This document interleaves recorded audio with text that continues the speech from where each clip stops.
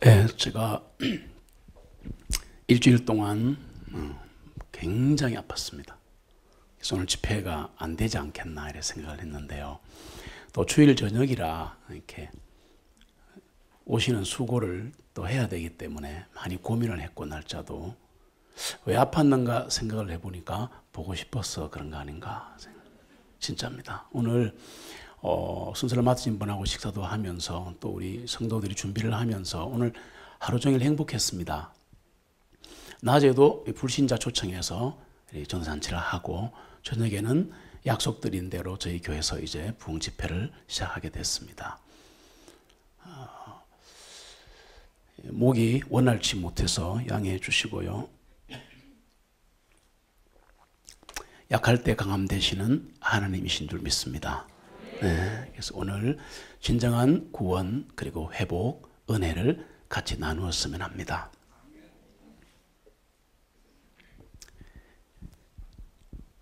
오늘 말씀드린 대로 사도 요한의 일대기를 말씀드리려고 합니다. 사도 요한은 우리가 생각할 때 요한계시록을 쓰고 요한복음을 쓰고 그리고 요한 1, 2, 3서를 쓰고, 예수님이 가장 사랑하시는 제자였기 때문에 제자로 살아갈 때 예수님 가슴에 안겨 있을 정도로 그렇게 사랑했던 제자입니다. 어떻게 보면 가장 사랑한 제자라고 볼 수 있습니다. 그런데 놀랍게도 그의 행적을 추적해 보면, 야, 이 사람이 진짜 사도 요한이 맞나? 진짜 사도 요한이 맞나?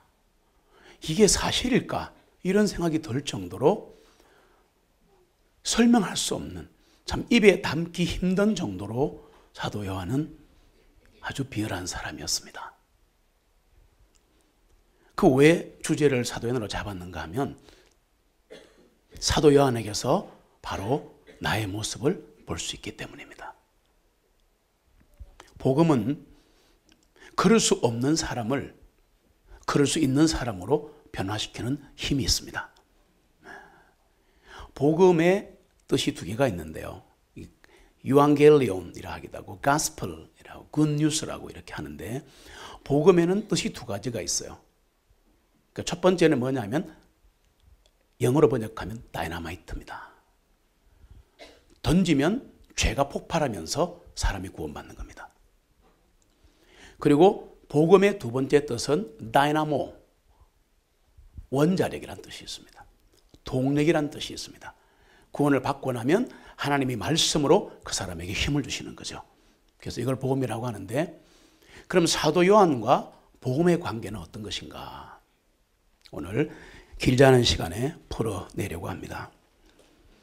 역사 이래 세상을 바꾼 중요한 사건들이 있었습니다. 학자들이 통계를 내보니까 역사 이래 가장 중요한 사건들이 있었는데, 나라를 바꾸고 기업을 바꾸고 막 이 세계가 바뀌는 그런 사건들이 있었답니다. 몇 개 정도 될 것 같습니까? 역사 이래 6천여 년 역사 속에 세상을 바꿀 정도의, 또 어느 한 나라를 바꾸고 지역을 바꿀 정도, 그런 사건이 연구해 보니까 1만 개 정도 있다고 합니다. 국가도 기업도 다 사건들이 있습니다. 흥망성쇠가 있고, 저와 여러분도 한 사람의 인간으로 성도로 또 살아가면 흥망성쇠가 있고 사건이 있죠. 나의 일생에서 가장 중요한 사건은 무엇이었습니까? 저는 단호히 내 아내를 만난 것이다, 이렇게 말하고 싶습니다만 두 번째 사건이었고요. 정말 두 번째 사건이었습니다. 없으면 목회 생활을 못할 정도로 도움을 받지만, 그러나 제 일생의 가장 큰 사건은 하나님을 만난 겁니다. 예수 그리스도, 그분이 나를 용서하던 그 순간 잊을 수가 없고, 또 아버지 없이 유복자로 태어나서 참 서름 속에 살았는데, 어느 날 36세가 되던 해에 어머니가 과부가 되던 횟수죠. 36세에 과부가 되셨는데, 그때 저를 놓고 한평생 키우셨는데 제가 36이 되니까 어머니가 여자로 보이는 거예요. 아, 힘든 삶을 살았겠다. 부부가 뭔지 알고 자식이 뭔 줄 알고 인생이 뭔 줄 아는 나이가 되었을 때 과부가 된 거죠. 지금 하늘나라 가셨습니다만, 그래서 한평생 저는 제 입에서 아버지라는 얘기를 해본 적이 없어요. 아버지가 계시는 분들은 이해가 안 됩니다. 당연히 있었기 때문에. 우리는 당연히 있는 것은 감사할 줄 모릅니다. 아버지가 없던 저에게는 소원이 하나 있었는데 노숙자라도 좋고 술 준비라도 좋으니까 나에게 아버지가 있었으면 좋겠다. 그 생각을 가슴속에 품고 살았는데 왜 말을 못했는가 하면 저는 기억이 나지 않는데 4살 때라고 기억이 되는데 어머니가 말씀해 주셔서 알았어요. 이렇게 얘기하셨어요. 제가 4살 때 어머니께 질문했답니다. 밖에 나가 노니까 다 아버지가 있잖아요. 그러니까 엄마한테 이렇게 물었대요. 엄마, 우리 아버지 어디 있어? 치명타를 건드린 거죠. 그래서 어머니가 이렇게 말했답니다. 하늘나라 가셨다 이렇게 안 하고요. 한 번만 더 아버지 이야기하면 죽이뿐다 이랬답니다. 저희 가정에 비사가 있습니다. 오늘 그 간증은 못합니다만 시간상. 그래서 그러고 나서 4살짜리 아이가 충격을 받은 것 같아요. 제가 볼 때. 충격을 받아가지고 32년이겠죠. 그러면 동안 아버지라는 것을 입에 담아본 적이 없습니다. 뿐만 아니라 아버지라는 것은 아버지가 나를 때리든 꾸중을 하든 잘해주든 못해주든 있어야 존재가 이해가 되는 겁니다. 그런데 공기처럼 아버지가 없었거든요. 저는. 이게 만질 수 있는 게 아무것도 없었다는 얘기입니다. 그러니까 아버지라는 개념이 저는 없어요. 사실 지금도 그렇게 있지는 않습니다. 그래서 항상 아들에게 이래 물어보죠. 너는 아버지가 있어 좋겠다 이렇게 얘기합니다. 그러면 집사람은 당연한 소리를 하냐고 막 화를 내고 이러는데 저는 부러운 거예요. 그 아버지가 너무 그리웠기 때문에. 그래 35년이 넘게 아버지랑 그걸 입에 달지 않고 살았는데 구원을 받고 난 이후에 한 10몇 년이 흘렀겠죠. 20대 초반 중반에 23살 때인가 받았으니까. 그리고 구원을 받고 그리고 그 세월이 흘러가는데 여러분 이거 아셔야 합니다. 이 땅의 슬픔과 고통과 괴로움과 모든 일들은 오늘은 집회이기 때문에 그대로 말씀드릴게요. 마귀가 하는 겁니다. 사탄 마귀가 이 짓을 하는 겁니다. 그리고 그 영을 받아서 악한 단체들이 있습니다. 대표적으로 프리메이슨 같은 단체들이 있습니다. 그래서 그런 단체들이 전쟁도 일으키고 국제적인 무역 관계도 IMF도 터뜨리고 이렇게 합니다. 제가 지난 5년간 시대 분별 집회를 참 많이 했습니다. 2018년이 되면 이런 일이 일어날 거라고 계속 강의해 온 목사입니다. 네. 일어나니까 너무 힘드네요. 아는데도 당하니까 너무 힘들다고요. 이렇게 될 줄 알았거든요, 저는. 그래서 계속 강의를 했습니다. 오늘은 그 얘기를 하지 않습니다. 오늘은 요한의 얘기를 하려고 얘기하는 겁니다. 그래서 그러고 나서 이제 그 30몇 년간 잊었던 아버지인데 어느 날 제가 부산학원 강사 시절입니다. 돈도 좀 많이 벌고 이렇게 하는데 좀 많이 벌었어요. 적게 버는 게 아니고 요즘 돈으로 한 달에 평달에 한 5천만 원씩 이렇게 벌 수 있었어요. 그러니까 돈이 이제 부족하면 없죠. 없는데 계속 강의를 하니까 사람이 허전해지는 거예요. 돈이 다가 아니라 이거예요. 그래 그날 이제 아내가 자고 있고 어머니도 건너방에 주무시고 아이들은 자고 있는데 70의 절반 아닙니까? 35, 6년간을 살았던 인생에 대한 허무감이 오기 시작하는 거예요. 그날은 성경을 보고 있는데 얼마나 서럽든지 너무너무 서러워서 설명할 수 없는 인생의 북받침으로 막 울었습니다. 막 울면서 성경을 보다가 제쳐놓고 기도하기 시작하는데 너무 서러운 거예요. 너무 서러운 거야. 설명할 수가 없어요. 돈 벌지 않습니까? 아내 있잖아요. 자식 있잖아요. 어머니 있잖아요. 관계없어요. 하나님과 1대1로의 그 설명할 수 없는 외로운 시간이었습니다.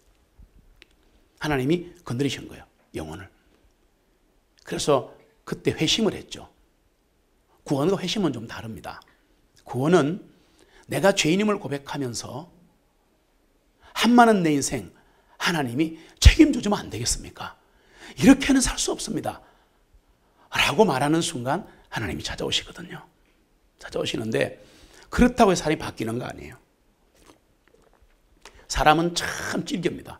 고래 심줄보다 찔긴 게 사람이에요. 안 바뀌어요. 구원을 받아도 행동이 안 바뀌는 거예요. 한 번은 강력한 하나님의 만남이 있어야 사람이 확 바뀌는 거거든요.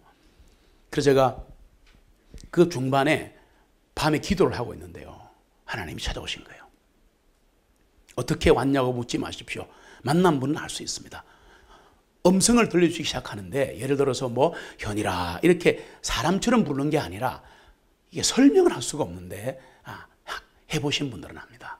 그래서 이 마음의 소리가 들리기 시작하는데 환상을 본 게 아니고 꿈을 꾼 게 아닙니다. 눈 감고 기도 반, 한탄 소리 반 하고 있는데 멀쩡한 정신인데 하나님이 말씀하기 시작했습니다. 그래서 제가 따졌어요. 제 일생에 처음으로 저는 따진 적이 없습니다. 당연히 하나님을 믿고 살았기 때문에 안 따졌습니다. 그런데 갑자기 억울함이 막 올라오는 거예요.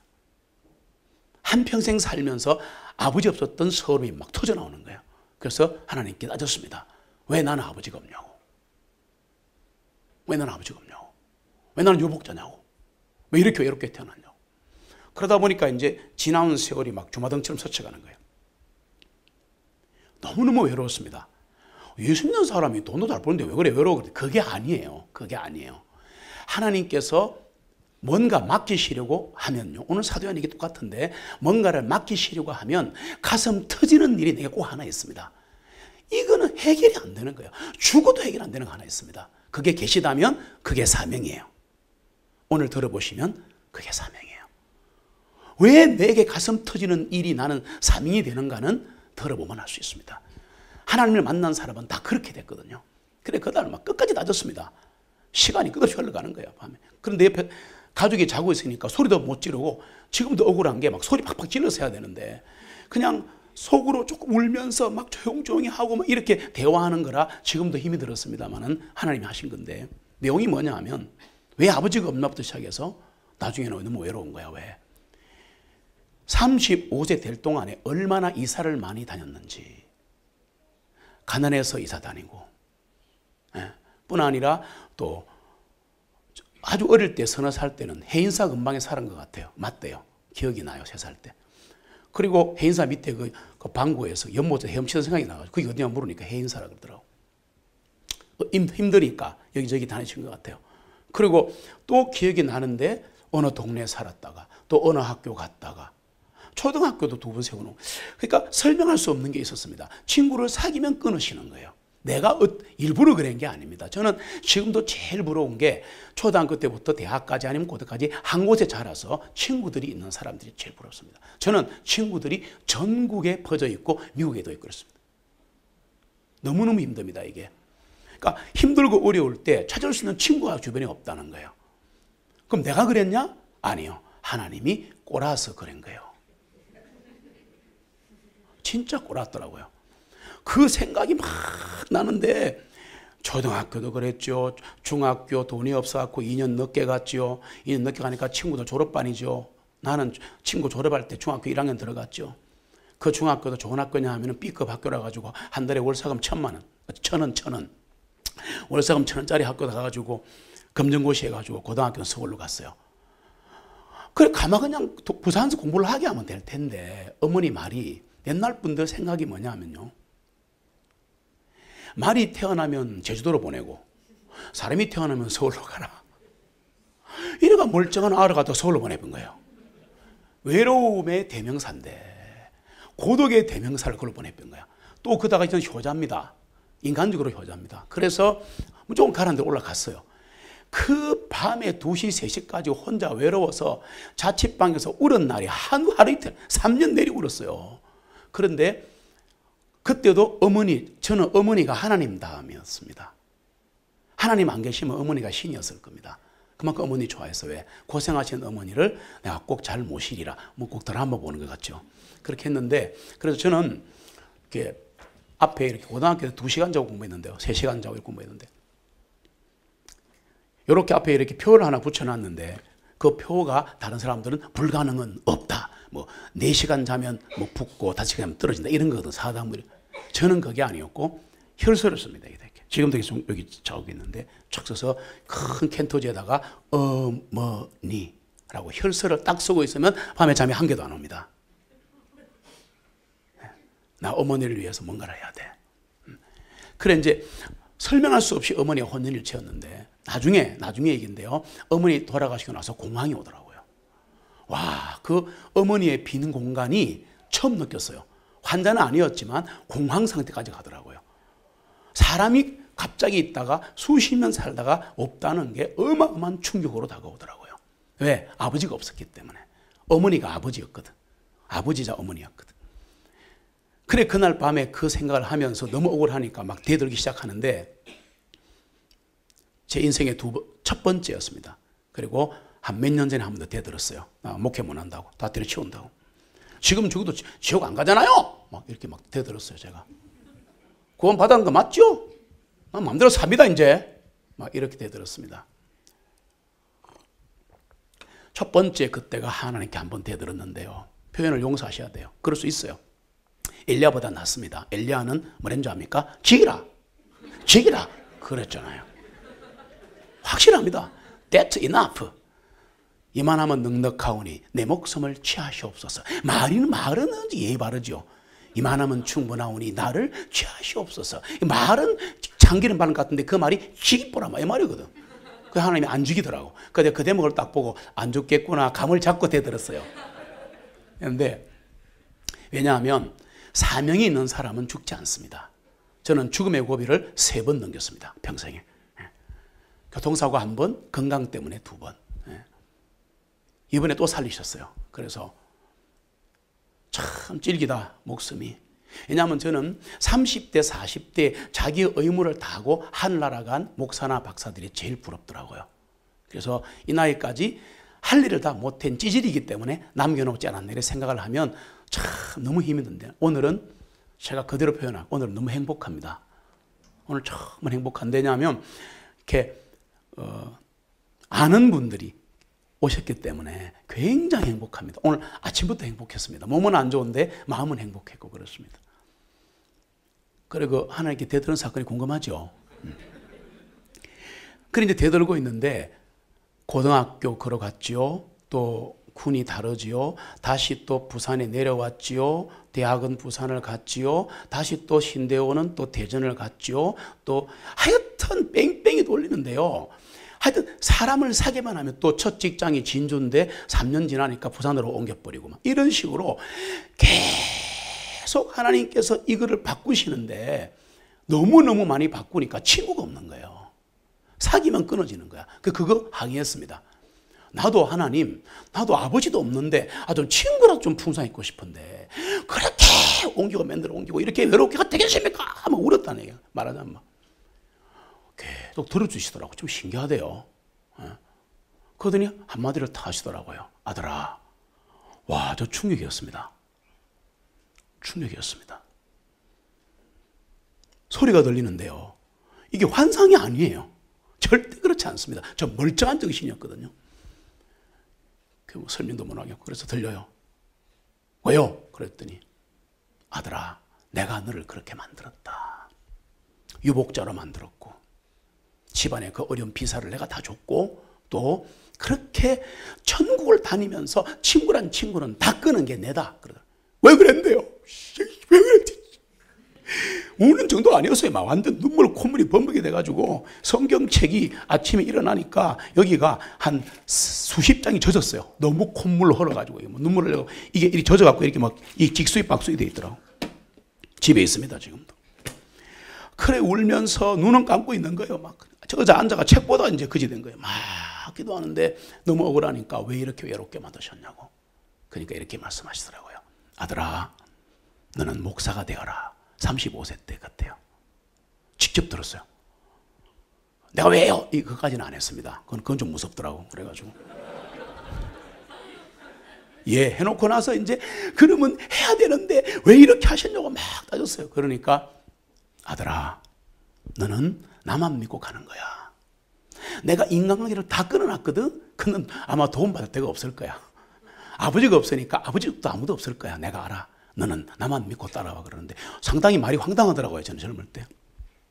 그래서 하나님 이렇게 그러면 좋습니다. 근데 외로움은 좀 덜어주셔야 되지 않겠습니까? 그러니까 아니, 한평생 갈 거야 그러대요. 억장이 무너지대요 진짜. 그러면서 하는 말씀이, 그럼 왜 이렇게 나를 뺑뺑이 돌리고 친구는 다 지대로 끊어지게 만들었습니까? 물으니까 이유는 도시의 외로운 늑대와 여우들을 네가 복음을 전해야 한다. 지금은 너가 나중에 목회할 때는 90%가 도시에 몰리는데, 대한민국이. 그러면 그렇게 할 때 도시의 사람은 외로운 사람들이야. 고향을 떠난 사람들이야. 콘크리트 벽에 갇힌 사람들이야 말이야. 그 외로운 사람들이 네가 복음을 전하려면 호세아처럼 내 심정을 알아야 네가 전할 수 있는 거야. 그래서 너를 외롭게 했어. 그 외로움을 전해야 한다. 그래서 제가 15년 이 교회를 세운 지가 15년인데요. 한 13년 동안 아침마다 점심마다 통고하고 예배를 드렸습니다. 우리 교회 다 울었어요. 맨날 울었어요. 아침마다 맨날 울었다니까요. 몰랐습니다. 왜 예배 때마다 전 성도를 울리시는지. 통곡의 예배였어요. 뭐 부흥해서 우는 건 이해가 되는데 한국말로. 그냥 멀쩡한 아침 예배들이 다 우는 거예요. 저도 울고. 손수건 2개가 모자랄 정도로 웁니다. 항상 손수건 갖고 다녀야 돼요. 없으면 손으로 닦고 막 이랬거든요. 그렇게 울리셨는데 왜 울리셨는가 생각하니까 하나님 잘 들어보셔야 됩니다. 저 별 목사 아닙니다.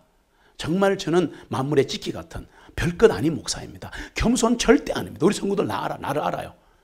아무것도 아닌데 하나님이 쓰시겠다는 거예요. 여러분 잘 생각하셔야 돼요. 절대 예수 믿는 사람은요, 예수 믿는 사람은 지금 내 현실을 보고 자기를 무시하면 안 됩니다. 그렇지 않습니다. 우리보다 훨씬 더 아주 비열하고 진짜 이게 인간인가 할 정도의 사도 요한도 요한일 때 하나님이 쓰셨거든요. 그 과정을 이해하시면 오늘 예배를, 이 설교를 마칠 때쯤이면 아마 하나님의 위로하심이 있을 겁니다.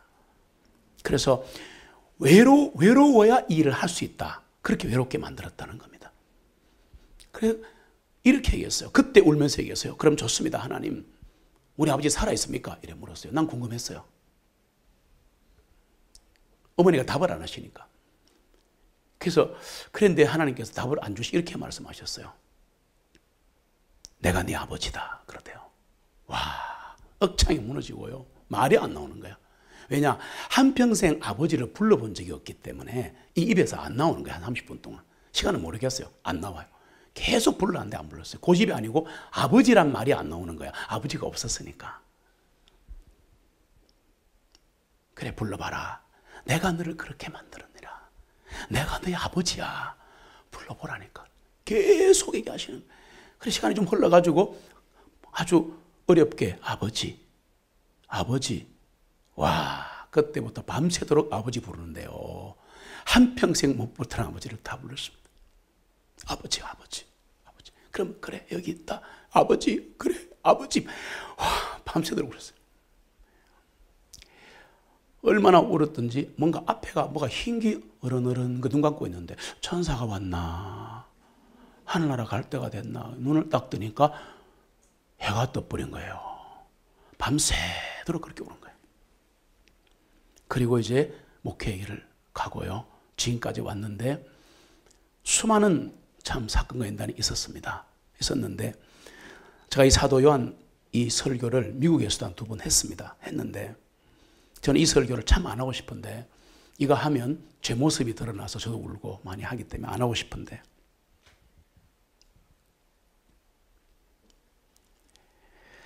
예수님은 우리를 위해 십자가에서 돌아가시고 그분이 하나님이신데 우리를 찾아오시는 분입니다. 우리는 착각합니다. 내가 지금 여기 왔다고 생각합니다. 아닙니다. 절대 그렇지 않습니다. 이거 다 하나님이 하신 거예요.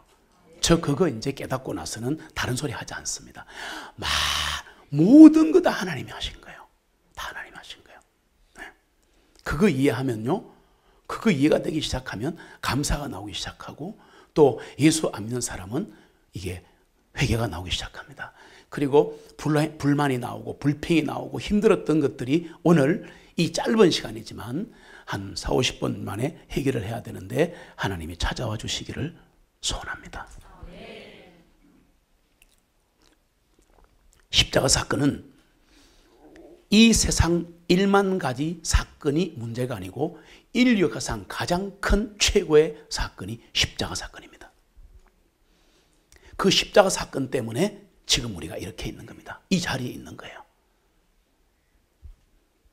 예수님께서 십자가에서 가상칠언이라 그럽니다. 십자가에서 7마디를 남기셨는데 그중에 우리의 가슴을 치는 게 많습니다. 자기를 못 박아 죽이는 사람들을 보고 하나님 저들을 용서해 주세요. 옛날에는 그냥 읽었어요, 저도.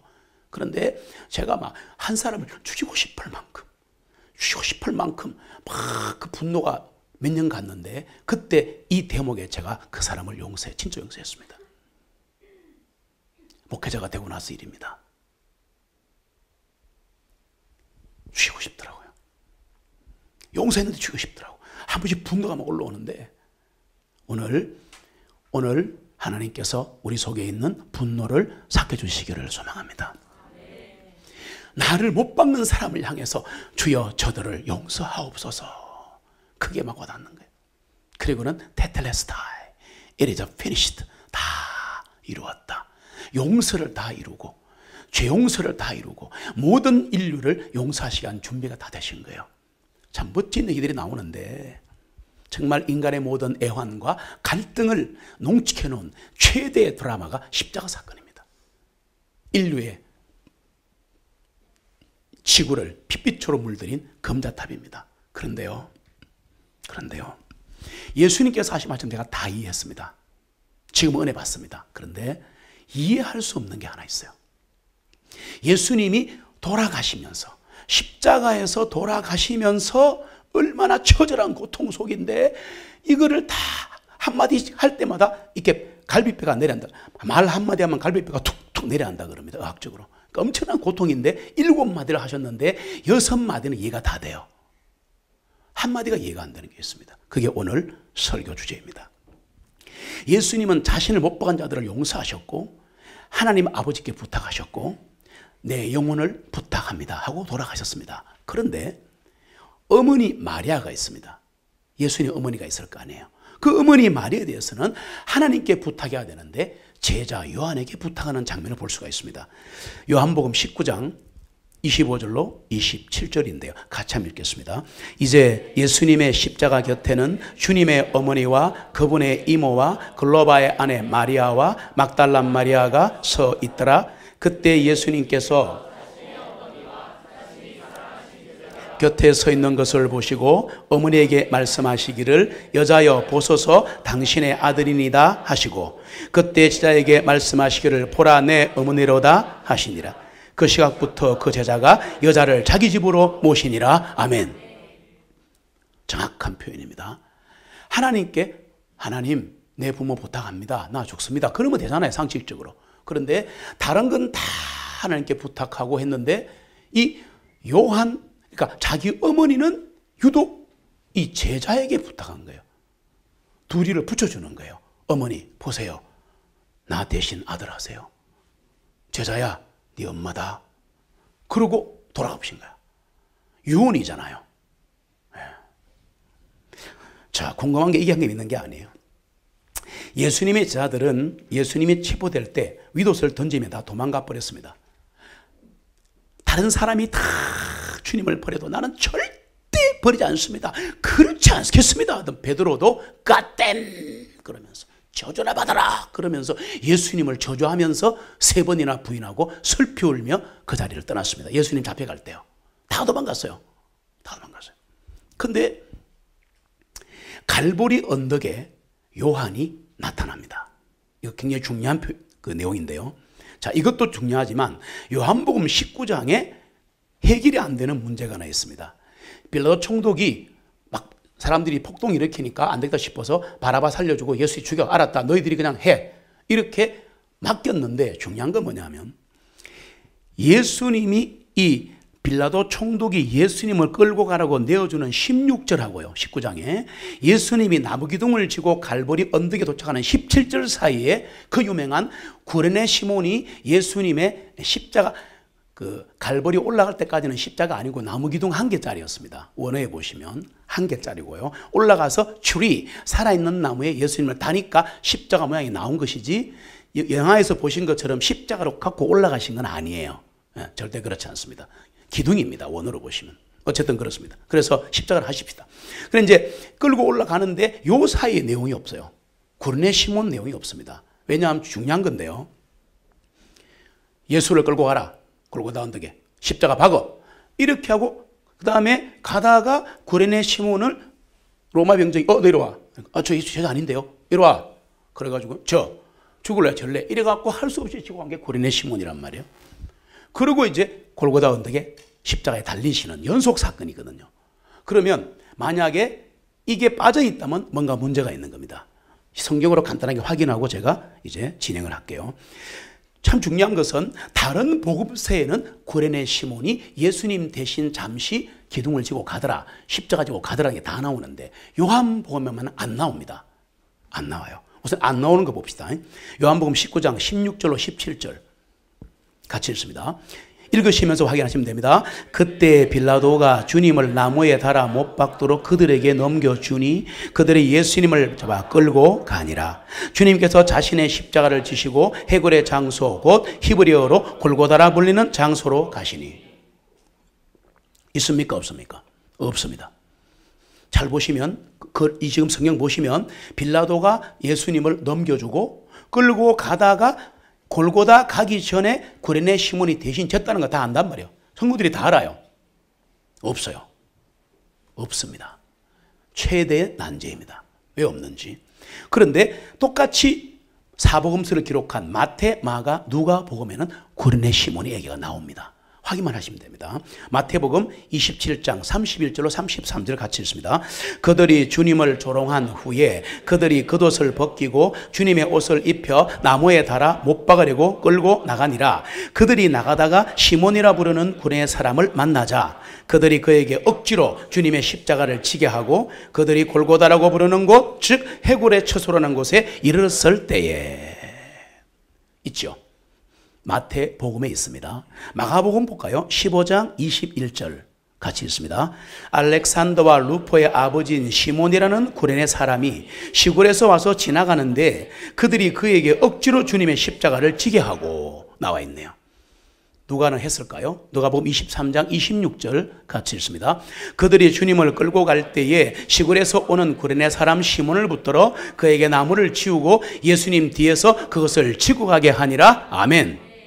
그러면 어째서 요한은 4명이 복음서를 써서 예수님의 사건을 다 기록했는데 분명히 따라갔을 거 아닙니까? 잘 보세요. 예수님 다 밑에 있어요. 빌라도 총독이 바라바를 살려줄까, 강도를 살려줄까, 예수님 살려줄까, 예수님 죽이라, 바라바를 살려라. 막 폭동 일으키니까 아이고야 안 되겠다, 얘들아 예수님 죽이라. 그래가 넘겨줬단 말이야. 그때 로마 총독이 있었거든요. 이스라엘이 그때는 속국이었어요. 우리 일제시대처럼. 그러면 죽여라 그러니까 이제 십자가 지고 가는 거 아닙니까? 지금 끌려가잖아. 이렇게 나무 기둥 하나 지고 끌려가다가 그럼 제 아들은 뒤에 따라가고 있지 않습니까? 영화에도 보시면 다 따라갑니다. 뒤에서 막 옆에 따라가는데 봤을 거 아니에요. 그렇지 않습니까? 그럼 구레네 시몬이 다시 예수님 대신에 힘들 하시니까 나무 기둥 지고 가잖아요. 올라가서 내려놓고 예수님을 십자가에 못 박는 장면은 연속 시리즈거든요. 그런데 마태, 마가, 누가 세 사람은 다 기록을 해놨는데 요한은 방금 확인하셨지만 기록이 없습니다. 이것은 정직한 겁니다. 정직한 왜? 성경을 기록할 때는 성령의 감동을 한 거기 때문에 영감으로 한 거기 때문에 거짓말 할 수가 없는 거예요. 다시 말할게요. 못 본 거죠. 빌라도 총독이 있다가 빌라도 총독이 예수님을 못 박으라니까 아이고야 그러고는 분명히 무슨 일이 있었고 나중에 갑자기 구레네 시몬은 사건은 못 봤다가 갑자기 갈보리 언덕에 나타났고 나타났단 말이에요. 자, 이게 굉장히 중요한 비밀과 복음의 은혜가 들어있습니다. 왜 요한은 구레네 시몬 이야기를 기록하지 못했을까? 여기서 우리는 요한이라는 사내를 한번 추측해 볼 필요가 있습니다. 사복음서를 종합해 보시면 요한은 성격이 급했습니다. 저하고 참 비슷해. 이 부분이 좋은 건 아니에요. 예수님께서 그의 별명을 보아느게, 즉 우레의 아들이라 버럭버럭 이랬다 그 말입니다. 대발이 아버지 같은 그런. 그래서 요한이 이런 일이 있었어요. 예수님 제자들이 사마리아 땅을 지나가는데 사마리아 사람들이 예수님과 제자들을 환대를 안 하는 거예요. 그러니까 이렇게 말합니다. 와, 이게 제자입니까? 예수님, 이 사람들이 사마리아인들이 건방지게 우리를 반기지 않지 않습니까? 하늘에서 불 내려가 태아시 깊으죠. 성경에 나옵니다. 이 내 얘기가 아니고. 와, 듣고 있으면 야, 이 예수님 제자 맞나? 이 사랑의 사도야 맞나? 그때는 사랑의 사도연이 아니었다는 걸 아셔야 합니다. 그걸 아셔야 합니다. 또 한 곳을 지나가는데 예수님 이름으로 막 마귀를 쫓아냅니다. 귀신 쫓아내니까 질투가 나가지고 예수님, 예수님. 쟤들이 예수님 이름을 빌려갖고 마귀를 막 쫓아내는데요. 저거 못하게 하시면 안 됩니까? 놔둬라, 괜찮다. 그러다 또 이제 머리 또 굴려가지고 어머니 살로메를 보냅니다. 자기 어머님 살로메인데 보내가지고 예수님이 찾아갑니다. 예수님, 예수님. 예수님이 왕이 되시면, 집권하시면 양쪽에 좌의정, 우의정 우리 아들 다 해주세요. 덜통 나가지고 제 아들하고 치고받고 싸우고 난리 나잖아요. 자, 과연 이 사람이 정말 우리가 성경적으로 내지는 현대적으로 얘기할 때 정말 하나님의 신실한 사람이었는가? 전혀 아니었다는 겁니다. 전혀 아니었다는 겁니다. 요한은 실리적이고 출세지향적이었습니다. 미리 말씀드리지만 딱 제 모습이었습니다. 목회를 하면서도 하나님 일을 하면서도 과연 나는 하나님을 위해서 하는지, 속 깊은 곳에 들어가면 나를 위해 하는지. 아까 우리 교회에서는 절대 사람 예배 시간에는 박수 안 치는데요. 오늘은 제가 제 모든 걸 적고 박수를 받았습니다. 우리 교회는 박수 안 칩니다. 사람에게. 예배 시간에는. 양해하시고요. 그럼 오늘은 좀 타락했습니다. 출세지향적인 사람이었기 때문에 이 사도 요한의 서성이 요한이었어요. 이름이 똑같은데 존인데 그 사람은 세례 요한, 침례 요한, 바프티스트 요한이라고 알려져 있습니다. 침례줬기 때문에. 그래서 이 바프티스트 요한이 사도 요한의 서성 선생님이었거든요. 그런데 이제 이 침례인 요한이 이렇게 침례를 예수님을 주고 나서 예수님한테 여기 봐라. 세상 죄를 지고 가져가시는 하나님의 어린 양이로다. 그러니까 딱 보더니 오와 이쪽이구나. 그리고 딱 돌아서서 그때까지 그렇게 선생님 하던 바프티스트 요한에 뒤도 안 돌아보고 딱 돌아서 그냥 예수님 따라가 버립니다. 야, 이게요.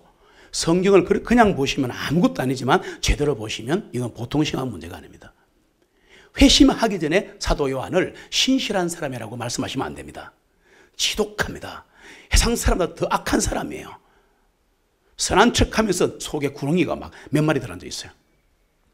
그런데 또 하나 있습니다. 이거 뭐 한두 건이라 해도 넘어가죠. 이 요한은 아시겠지만 성경 속에 유대교의 대제사장과 서기관과 바리새인들은 예수님을 죽이려고 한 사람들입니다. 나사렛 이단이라 그러면서 얘들 죽여야 되라고. 언제 죽일까 맨날 보고 있는데 요 죽이려고 하는 우두머리가 가야바라는 제사장입니다. 근데 이 집에 몰래 드나듭니다. 성경에 보시면. 우리는 그냥 읽고 지나간 거예요. 갔는갑다. 갔는갑다가 아니지. 그게 아니죠. 예수님을 죽이려고 하는 집단의 최고 우두머리가 대사장 가야바인데 그 집에 그냥 계속 몰래 들어갔다 나갔다 하는 거야. 왜? 왜 그랬을까?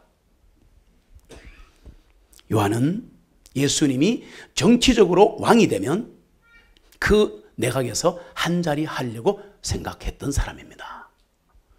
예수님이 좋아서 따라간 게 아니에요.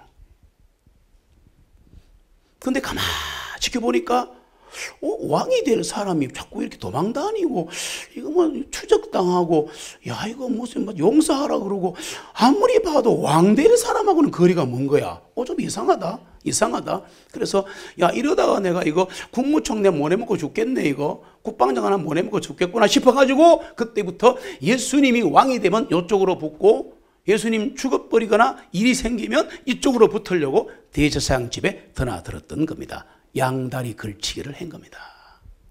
예수님의 제자가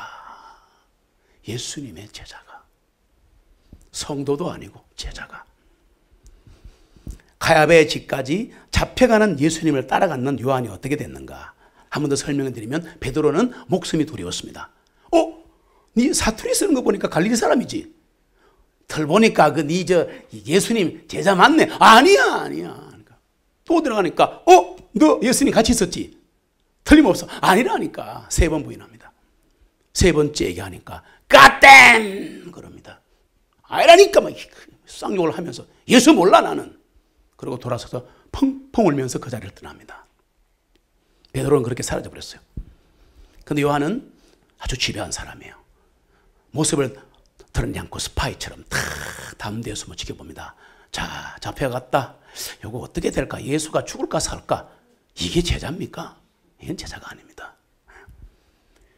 예수님이 그러면 이 요한이 제가 추적해본 요한은 어떤 사람인가 하면 그 순간까지도 이 사람이 기득도 일으키고 빵도 많이 주고 막 이렇게 뭔가 죽은 사람 살리고 해봤기 때문에 혹시 가야바 집에 잡혀갔다가 밧줄을 끊고 I am king 나는 왕이다 하고 등극하는 순간 나는 한 자리 한다 생각하고 숨어도 지켜보는 사람이었다.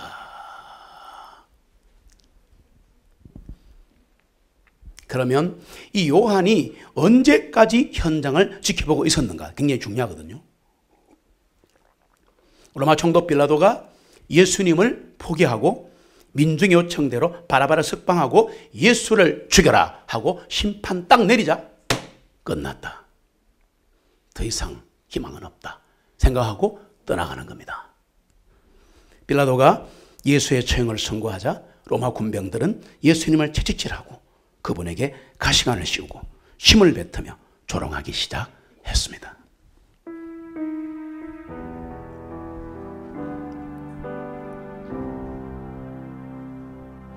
십자가를 등에 지고 병정들에 이끌려 주님 갈보리의 길을 걸을 때 사람들은 몰려왔네 죽음의 길 걷는 그를 보려고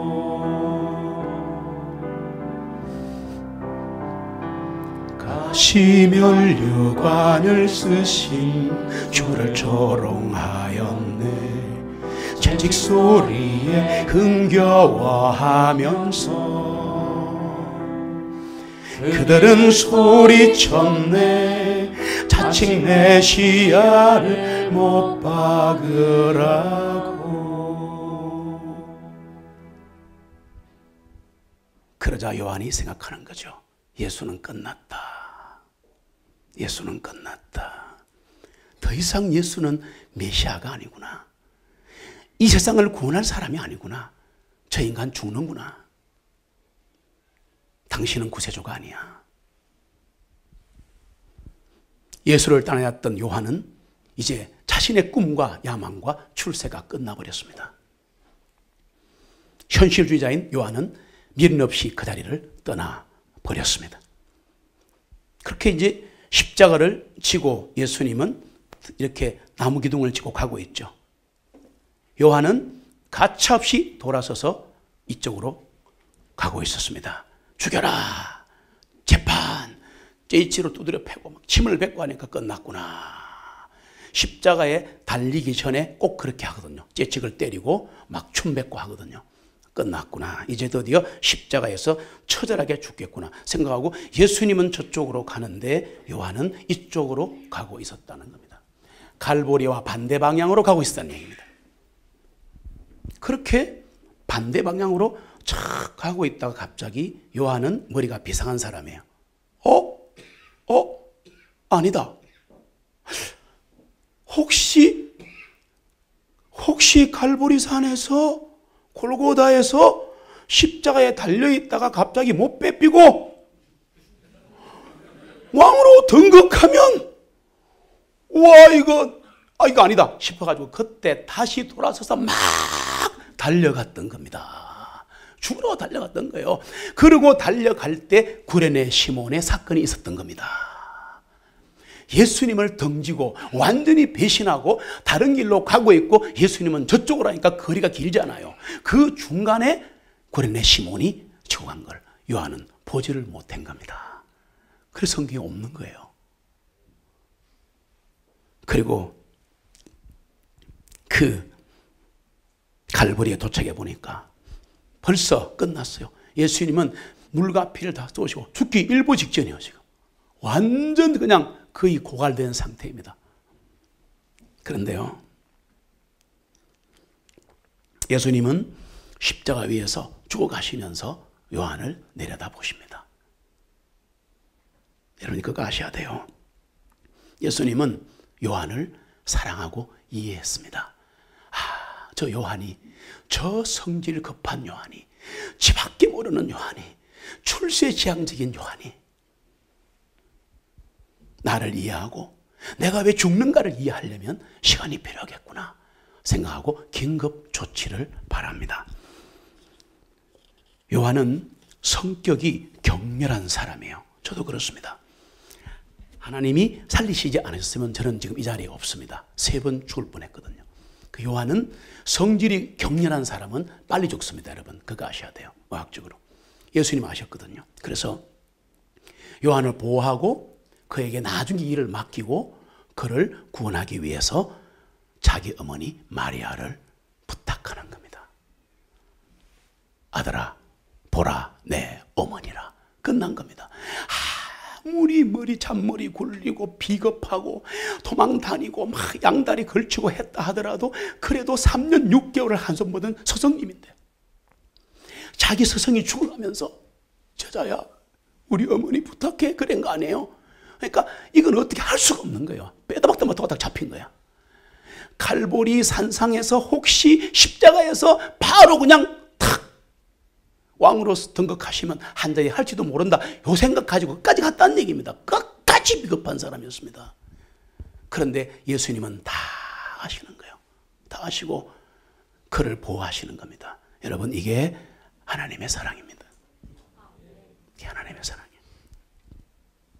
그래서 여인들과 함께 예수님 시신을 아리마대 요셉 무덤에 장사하고 마리아를 모시고 예루살렘 성내로 돌아옵니다. 예수의 제자들에 대한 추가 체포령이 내려졌습니다. 불안 속에 안식일을 보냅니다. 다음날 새벽에 베드로와 요한은 예수님 무덤에 다녀온 막달라 마리아라는 여인에게서 예수님 시신이 사라졌다는 소리를 듣습니다. 충격받습니다. 벌떡 일어납니다. 다른 자들은 있는데 베드로와 성질 제일 급한 베드로와 요한이 일어나더니 그대로 달려갑니다. 그런데 요한이 좀 젊어요. 베드로보다. 베드로가 나이가 많거든요. 그러니까 막 달려가는데 빨리 간 것도 있지만 아시다시피 요한은 갈보리에서 십자가에서 예수님 내려오시고 따라갔기 때문에 예수님 무덤의 위치를 알고 있었던 겁니다. 베드로는 따라가는 겁니다. 막 달려가세요. 그래 갔는데 베드로는 저기 옵니다. 아무 생각 없이 가는 거예요. 무조건 막 달려가. 언제나 그렇습니다. 달려갔다 딱 서는데 돌 무덤에 돌이 장정 5명이 달라들어도 못 움직이는 돌이 턱 사라지고 예수님 시신은 안 들어가니까 모르겠지만 사라졌다 이거야. 들어가려고 딱 이렇게 하는데 못 들어갑니다. 요한이. 못 들어갑니다. 왜 못 들어간 줄 아세요? 또 생각합니다. 얼마나 머리가 빠른 사람인지. 야, 못 들어간다. 왜? 만약에 이분이 부활하셨다면, 죽은 자 가운데 살아나셨다면 이분은 전능하신 하나님의 아들이 아닌가? 그러면 내가 양다리 걸친 거 다 아실 거 아닌가? 못 들어가는 거예요. 못 들어가는 거예요. 사람이 머리가 너무 좋아도 문제가 있습니다. 그래서 요한은 그때부터 참 인생이 꼬이기 시작하는데요. 부활하신 예수님과 요한의 관계를 성경을 보시면 제자일 때는 예수님 가슴에 안겨서 잘 정도로 너무 친한 제자였습니다. 예수님 너무 사랑하셨어요. 물론 동성애 한 건 아닙니다. 그렇지 않습니다. 이스라엘식 표현이거든요. 근데 이제 이 사건 후에 베드로는 참 가슴 아픈데요. 자기를 따른 자들과 함께 갈릴리로 돌아갑니다. 예수님 십자가에 달리고 나서 너무 처절한 거예요. 왜? 내 모든 꿈, 내 소망, 내 미래, 내 집과 전토와 그리고 내 고기 잡는 배도 버리고 아내도 버리고 내가 예수님을 따랐는데 예수님이 한 방에 돌아가신 거야. 여러분 이거 미치는 겁니다. 한번 생각해 보세요. 사업하다가 망해도 미쳐요. 사람이. 알아요? 자기의 모든 걸 다 걸고 집도 절도 한국말로 다 버리고 고깃뼈도 버리고 그냥 아내도 버리고 따라갔던 예수님 돌아가셔버린 거라. 그 베드로가 제 아들을 데리고 갈릴리로 돌아가는데 이렇게 말하고 돌아가는 가슴 아픈 얘기입니다. 고기나 잡으러 갈란다. 와, 저 그 대목이 참 많이 울었어요. 저도 그럴 때 있었기 때문에 고기나 잡으러 갈란다. 그 속에 베드로의 울분과 한이 들어있는 거예요.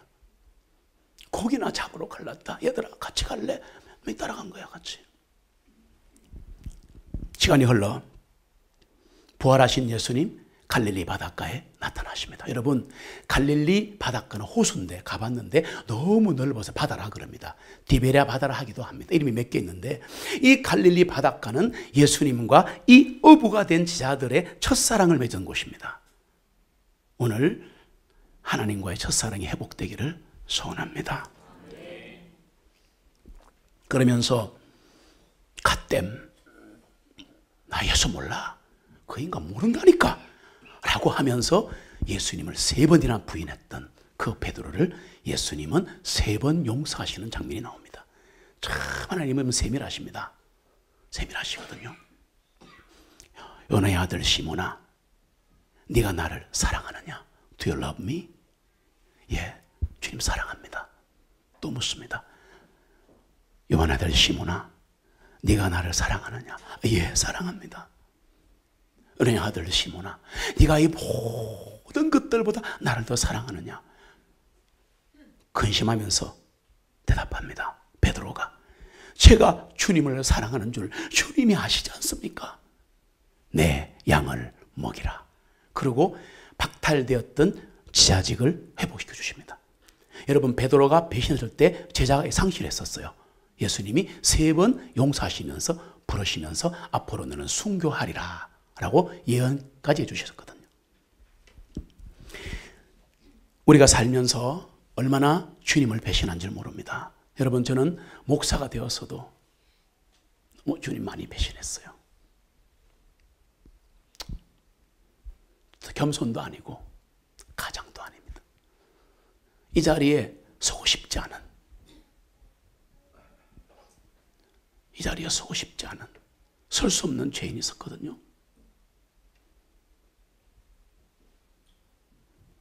힘들면 떠나가고 병들면 돌아서고 공부한다고 등한시하고 먹고 살기 힘들면 주님을 덩치고 그러면서 우리 가슴 한구석에는 베드로가 했던 그 이야기 고기나 잡으러 갈란다. 이 울분과 한이 남아있는 거죠. 베드로를 용서하신 주님 나의 주님이십니다. 주님 오늘도 이 자리에서 우리에게 물으십니다. Do you love me? 네가 나를 사랑하느냐? 여러분 예수님을 사랑하면 모든 문제가 다 해결되더라고요. 우리는 다른 걸 자꾸 추구하는 거예요. 은사 추구하고 돈 추구하고 문제 해결 추구하고 주시겠지만 그것보다 더 중요한 것은 예수님은 나와 함께하고 싶어 하시는 거예요. 그래서 물은 질문이 Do you love me? 네가 나를 사랑하느냐? 주님의 이 질문에 오늘 이 시간 답하시기를 바랍니다. 갈릴리 바닷가에서 주님은 우리에게 물으십니다.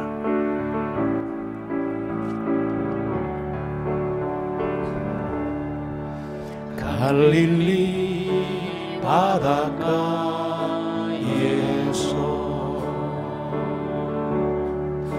주님은 시몬에게 물으셨네. 사랑하는 시몬아 넌 날 사랑하느냐? 오 주님 당신만이 아십니다. 사마리아 우물가에서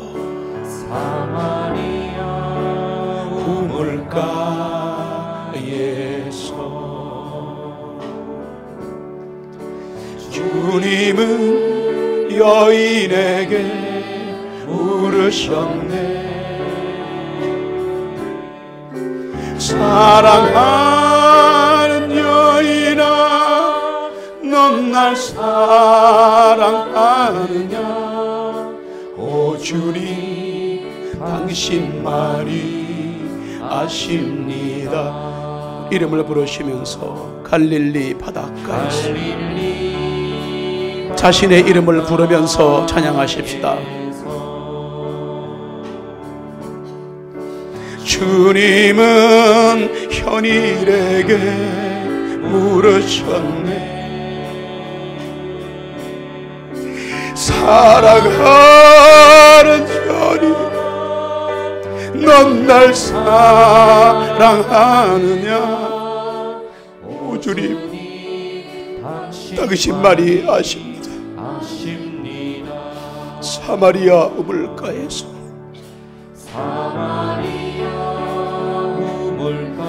남편이 여섯인 여인에게 우리 주님은 사랑을 베푸셨습니다.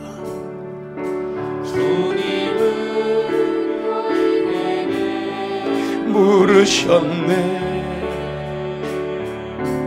사랑하는 여인아, 넌 날 사랑하느냐. 오 주님 당신만이 아십니. 갈릴리 바닷가에서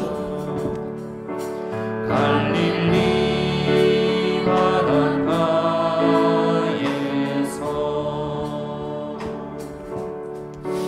주님은 시몬에게 물으셨네.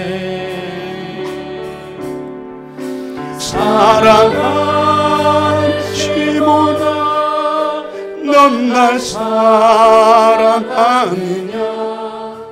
오 주님 당신만이 아십니다.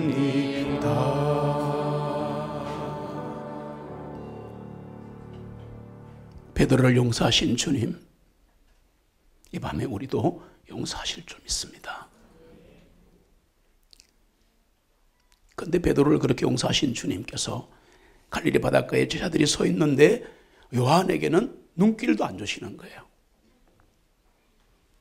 민망해진 베드로가 묻습니다.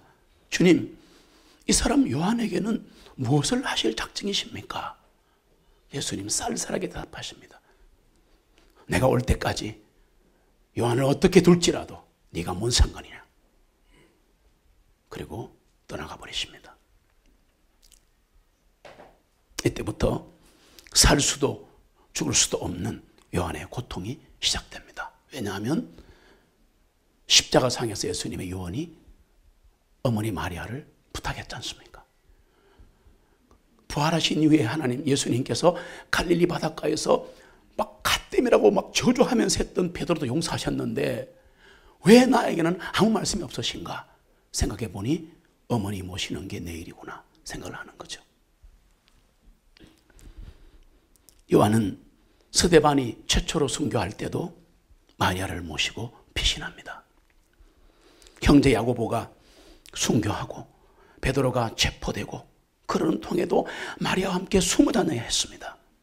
요한은 예루살렘 대박해를 피해서 마리아를 안디옥으로 모셨고 안디옥이 위험해지자 다시 에베소로 어머니 마리아를 모시고 도피 생활을 계속합니다. 혼자 도망다녀도 힘든데 여자를 데리고 다녀야 합니다. 드디어 바울이 로마에서 순교합니다. 베드로가 잡혀서 죽습니다. 계속해서 다른 자들이 다 순교합니다. 예수님의 직계 제자들이 다 순교했는데 요한만 살아남는 거예요. 그때는 순교해야지 영웅이었습니다. 예수님의 제자라면 당연히 십자가에 달려 죽든 칼에 찔려 죽든 막 이 태워 죽이든 간에 죽어야지 영웅이 되는 시대. 진짜 위인이었다 그 말입니다. 예수님 제자라고 인정하는데 예수님의 직계 제자인데도 죽지 못하고 갈릴리 바닷가에 부활한 예수님이 해답 주지 않고 가버렸기 때문에, 그리고 하늘로 가버렸기 때문에 그 어머니 마리아를 모시고 계속 도망을 다니는 거예요. 가슴이 터지는 겁니다. 어머니 마리아가 에베소에서 세상을 떠납니다. 기록을 보시면 그때 요한은 벌써 머리가 반백입니다. 노인이 되어 있었어요. 마리아 때문에 순교도 못했습니다. 결혼도 못했습니다. 야심만만했던 내 인생을 풀 수 없는 실타래처럼 만들어버린 예수는 도대체 누구냐 고민하기 시작하는 거예요. 그 순간 예수님이 누구냐, 나는 누구냐 이거예요. 그러자 앉아서 생각하는데 이제 마리아가 죽고 나니까 자신이 생각되는 거예요. 그 아득한 시절 갈릴리에서 만났던 예수님과의 추억을 생각하면서 예수님을 속이고 도망가고 갈보리에서 포라 내 어머니라 그 어머니 모시고 죽지 못해 피해 다니면서 수많은 세월을 보내고 젊음을 다 보내고 노인이 되어버린 그 나이 되어서야 예수님의 사랑을 깨닫습니다. 목이 메기 시작하는 거예요. 그러다가 예수님과 같이 갔던 어떤 큰 장면이 머리에 떠오르는데 예수님이 만났던 가늠한 여인이 있었어요. 좀 더 돌로 쳐 죽이려고 그럽니다. 그런데 예수님은 그 여인을 용서하셨습니다. 죄 많은 자가 먼저 돌로 쳐라. 너도 다시는 가서 죄를 짓지 마라 여인아. 그때 요한은 옆에서 간음이나 하고 말이야. 그 당시는 간음하면 돌로 쳐 죽이잖아요. 그러니까 저런 게 말이야 이러고 있었는데 이 생각을 쫙 들어보니까 바로 그 현장에서 간음한 여인, 돌로 쳐 죽여야 되는 그 여인을 바로 나구나. 나는 예수님을 속였구나. 나는 간음보다 더한 죄를 지은 사람이구나 생각을 하는 거예요. 그러자 예수님이 요한에게 말씀하십니다. 나도 너를 정죄하지 아니하노니 가서 다시는 죄를 짓지 마라. 요한은 자기의 인생을 보게 됩니다. 이제야 알았어. 이제 알겠어. 왜 예수님은 내게 결혼도 허락지 않으시고 순교의 영광도 허락하지 않으셨는지, 한평생 도망자로 살면서 살이 타들어가는 이런 위험을 느끼면서 살아야 했는지, 왜 마리아를 모시고 오랜 세월 도망만 다녀야 했는지 예전에는 몰랐는데 이제는 알겠구나. 예수님과의 사랑을 생각해 보니까 하나님은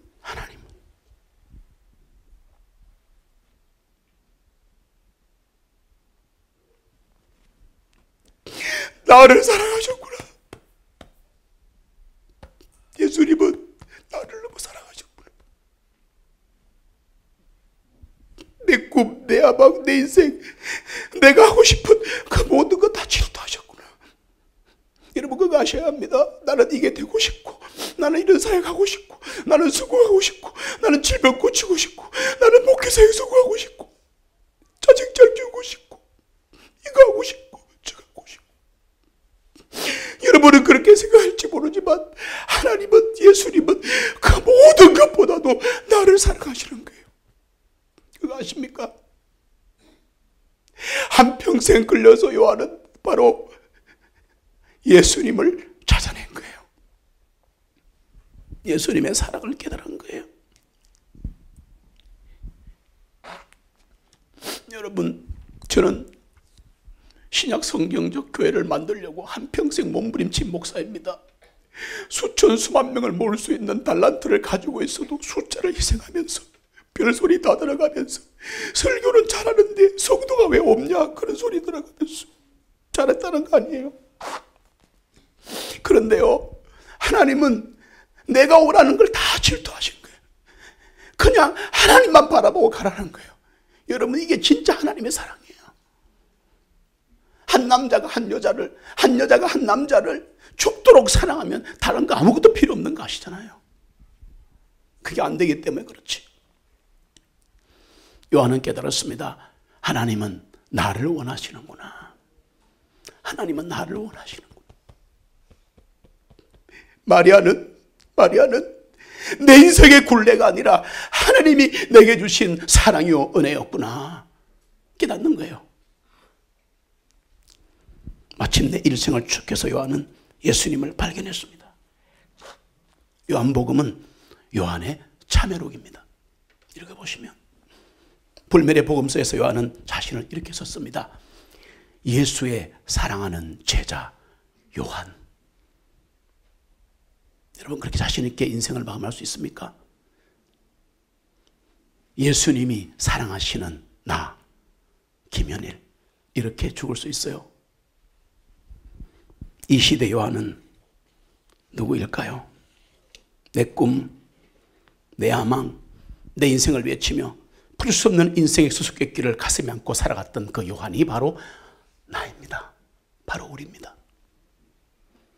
예수를 믿으면서도 손해보려 하지 않고 예수님을 내 인생의 조력자로 그저 돈이나 주고 병이나 고쳐주고 출세의 도구로 삼는, 그저 하소연 하면 들어주는 그런 대상으로 여기는 내가 요한이라 그 말입니다. 십자가에서 요한에게 어머니 마리아를 맡기신 주님, 오늘 나에게 내 인생에서 무엇을 맡기고 계십니까? 나의 마리아는 누군가요? 나의 굴레는 무엇입니까? 남편입니까? 아내가 그렇게 나를 옥죄옵니까? 부모입니까? 자식인가요? 형제 자매인가요? 질병입니까? 돈입니까? 명예입니까? 공부입니까? 사역인가요? 외로움? 아픔? 아니면 이렇게밖에 살지 못하는 나 자신이 나의 가장 큰 굴레인가요? 요한에게 평생 굴레가 되었던 예수님의 어머니 마리아, 과연 나의 마리아는 무엇입니까? 요한은 백발의 성성에서야 이렇게 깨닫습니다. 모든 것은 하나님 그분에게서 왔구나. 그리고 이렇게 고백합니다. 하나님 이제 압니다. 이제 알고 있습니다. 모든 것이 하나님 당신께로 왔음을. 베드로와 안드레도, 빌립과 나다나엘도, 당신을 만나고 나서 전 세계 누볐던 바울도, 당신의 끔찍한 산을 봤던 나사로도, 마르다와 막달라 마리아도 당신께로 왔군요. 모든 사람이 하나님 당신에게서 와서 당신에게로 돌아가는군요. 여러분, 인생은 여기서 끝나는 것이 아니라 하나님께 돌아가야 합니다. 우리 모두는 언젠가 하나님께로 돌아갈 겁니다. 우리의 본향은 하늘에 있습니다. 내 주변에 있는 모든 사람 다 하나님이 보내신 사람들이에요. 저는 오늘 밤에 너무 감사하고, 정말 오신 분들이 너무 감사하고 행복해요. 내 남편, 내 아내, 내 부모, 내 자식, 내 형제, 자매, 내 친척, 내 친구, 한 피바다 한 몸 이룬 교회 사람들, 이 외로운 땅에서 만난 모든 사람들 다 하나님이 내게 보내주신 선물입니다. 나를 괴롭히라고 보낸 게 아니고.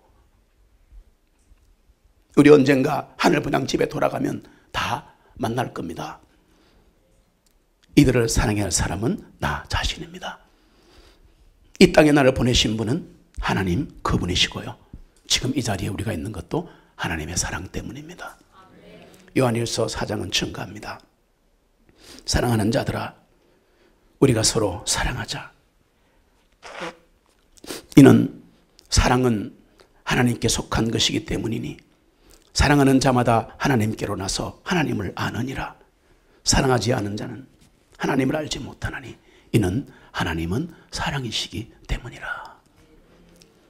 제자들 모두 부활의 주님을 만났습니다. 베드로도 부활의 주님을 만났습니다. 사도 요한도 부활의 주님을 만났습니다. 그리고 인생이 바뀌었고요. 한평생 자기를 얽어매었던 마리아가 굴레가 아니라 사랑인 것을 깨달았습니다. 여러분, 지금 나를 얽어매고 있는 이 땅의 모든 문제들과 질병과 고통과 돈 문제까지도, 사역까지도요, 그게 괴로움이 아니라 바로 나를 보호하시려는 하나님의 사랑입니다. 하나님의 사랑입니다. 부활의 주님, 사랑의 주님을 만난 그 사람들, 성경을 보니까 약속한 듯이 다 주님 가시는 그 옛길을 가더라고요. 잘 따라가지 못하는 저는 참 힘이 들었습니다. 그리고 그 사람들은 다 순교했습니다. 아직도 부활의 주님을 만나지 못하셨다면 그분을 만나시기 바랍니다. 한많은 내 인생, 나는 죄 많은 인생입니다라고 고백하면 그분이 안아주시고 내 인생을 변화시켜 주실 것입니다. 부활의 주님을 믿고 계셨다면 다시 만나시기 바랍니다. 그분이 가신 길을 함께 가시면 좋겠습니다. 남은 인생길 주님이 동행하십니다. 이 시간도 아가서를 통해 주님이 말씀하십니다. 나의 사랑하는 이께서 내게 전하여 말씀하시기를 나의 사랑 나의 어여쁜 자야 일어나 떠나가자. 보라 겨울이 지나고 비도 그치고 사라졌으며 땅에는 꽃들이 피어나고 새들이 노래하는 때가 왔고 산비둘기의 소리가 우리 땅에 들리는구나. 무화과나무는 푸른 무화과들을 내고 포도가 달린 포도농쿨은 좋은 향기를 내는도다. 나의 사랑 나의 어여쁜 자야 일어나서 떠나가자. 손 내미시는 주님의 손을 잡으시고 우리 오늘 주님과 함께 다시 길 떠나지 않으시겠습니까?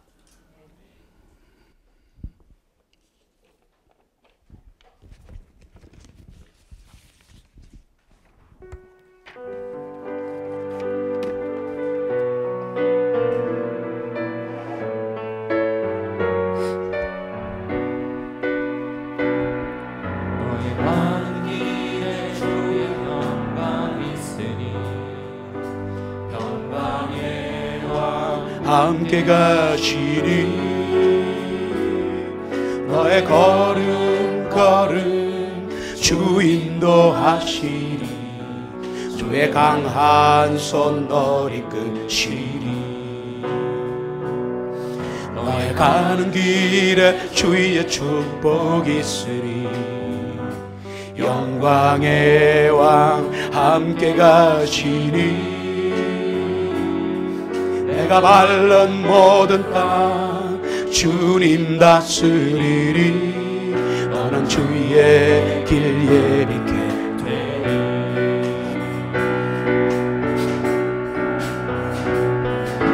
주님 나라 위하여 길 떠나는 나의 형제여, 주께서 가라시니 너는 가라. 주의 이름으로 거칠은 광야 위에 꽃은 피어나고 세상은 내 안에서 주님의 영광 보리라. 강하고 담대하라. 세상 이기신 주 늘 함께 너와 동행하시며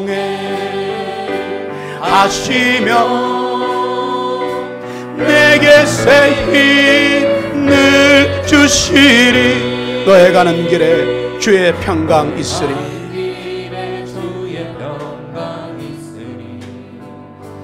영광의 왕 함께 가시리. 너의 걸음 주 인도하시니 주의 강한 손 너를 이끄시니. 너의 가는 길에 주의 축복이 있으리. 영광의 왕 함께 가시니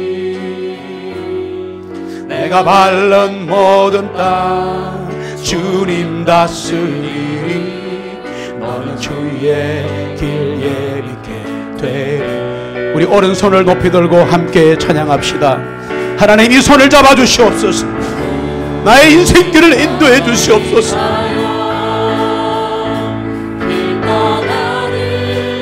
나의 형제여, 주께서 가라시니 너는 가라. 주의 이름으로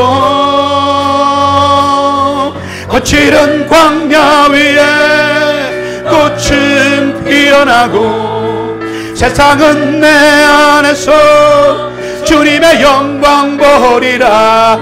강하고 할렐루야 세상 이기신 주 늘 함께 너와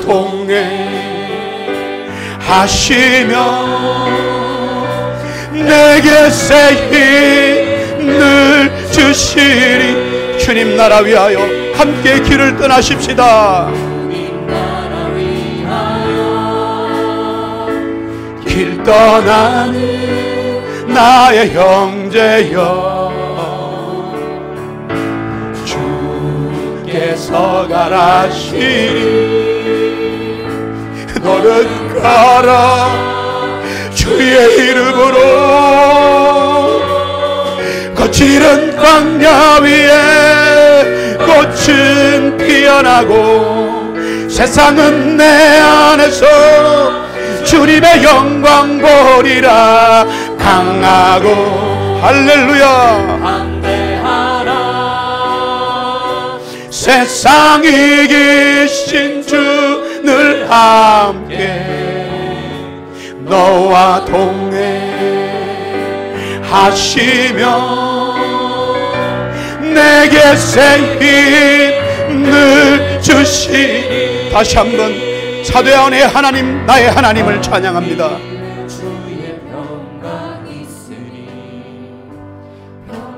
사도 요한에게는 마리아가 평생 굴레였습니다. 지금 나를 붙들고 있는 것은 무엇입니까? 남편입니까? 아내입니까? 부모입니까? 자식입니까? 질병입니까? 돈입니까? 사역의 성공입니까? 외로움입니까? 베드로도 역사하시고 요한도 역사하신 나의 주님, 나를 사랑하십니다. 사랑한다고 고백하면 오늘 구원과 회복이 있을 것입니다. 주님은 이 시간 손을 내밀고 계십니다.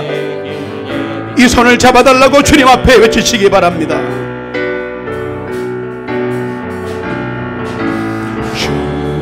주님 나라 위하여 길 떠나는 나의 형제여 주께서 가라치니 너는 가라 주의 이름으로 거칠은 광야 위에 꽃은 피어나고 세상은 내 안에서 주님의 영광 보리라 강하고 담대하라 세상 이기신 주 늘 함께 너와 동행하시며 내게 새 힘을 주시리. 나의 하나님을 찬양합니다. 나의 벌의 주님을 찬양합니다.